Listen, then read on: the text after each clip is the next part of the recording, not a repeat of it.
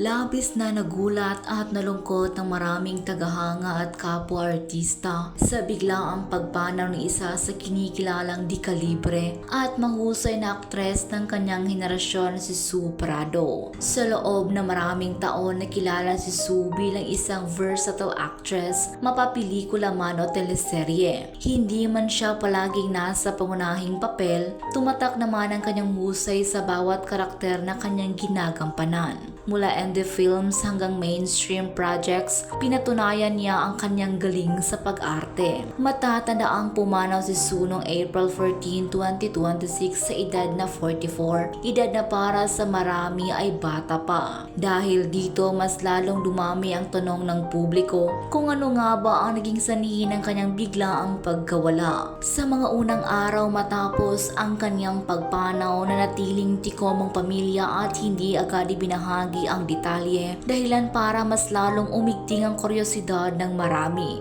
Ngunit kamakailan tuluyan ang nagsalita ang kanyang pamilya at ibinahagi ang tunay na dahilan ng kanyang pagpanaw. Ayon sa kanyang kapatid na si Gaya Antoinette Annie Mera, cardiac arrest ang naging sanhi ng pagpanaw ni Sue. Sa isang panayam inamin ni Gaya na wala silang nalalamang iniindang sakit si Sue bago ito pumanaw.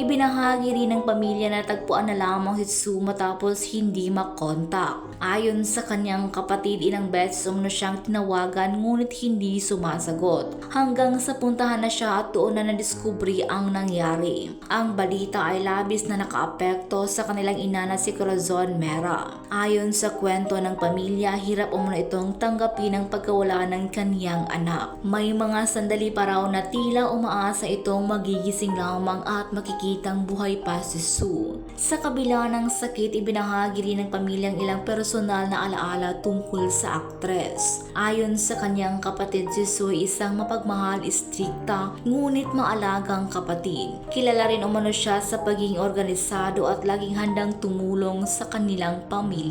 Hindi rin alam ng marami na may tahimik palang advokasya si Sue, lalo na pagdating sa pagtulong sa mga hayop. Sa kanyang personal na buhay, simple lamang siya at mas piniling mamuhay ng malayo sa ingay ng showbiz. Ayon pa sa kanyang kapatid, may mga naiiwan na ring habilin si Sue noon pa man. Isa na rito ang kanyang kagustuhan na wag nang magkaroon ng grandeng seremonya at mas pinili ang simpleng cremation.